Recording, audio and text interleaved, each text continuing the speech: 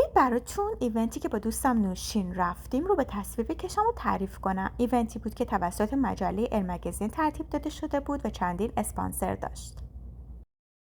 هر طرف سالن یه میزی چیده شده بود، میز غذا، میز ساختن کوکتل‌های مختلف، پاستا، پیتزا، سالاد سزار. خیلی باحال بود.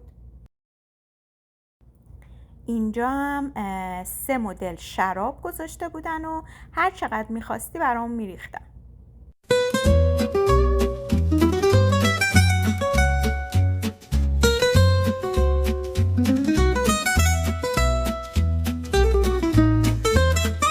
همینجوری قراقاتی داریم مشروب میخوریم. کوکتل، 3 مدل شراب، من مست و تو دیوانه، نوشی خانم ما را که برد خانه. وقتی که چون ماشین نیبردیم. الان دارن 3 نوع کوکتل میدن. یکیش نگرونی، یکی از کوکتل‌های معروف ایتالیاییه و 2 تا کوکتل دیگه هم هستش که اینا هر دوشون با بیزل درست شده. اینجا سعی می‌کنن که غذاها مثلا ایتالیایی ببخشید بیزل چیه؟ بیزل ریحون.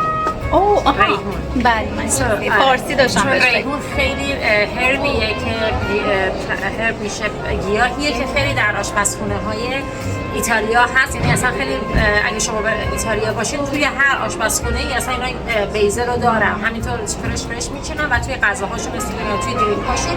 الان اومدن اینو برای ما اسمش کردن، لپ کردن بیزل رو.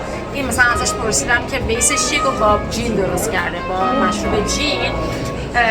و این خب کاملا ایتالیاییه دیگه. سعی کردم مثلا فرهنگ ایتالیا رو اینجا نشون بدم. Buongiorno italiano. Ciao.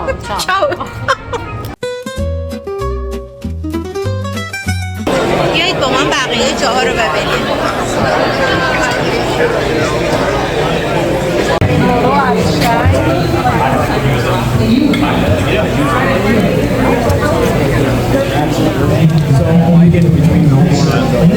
کلسیومه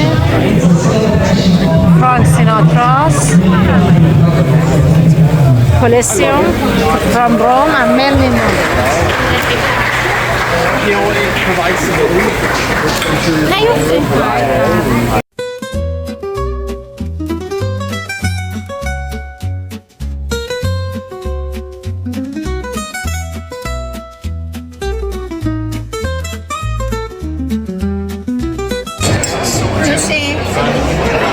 پول زدی یارو رو 2 تا شراب ازش گرفتی.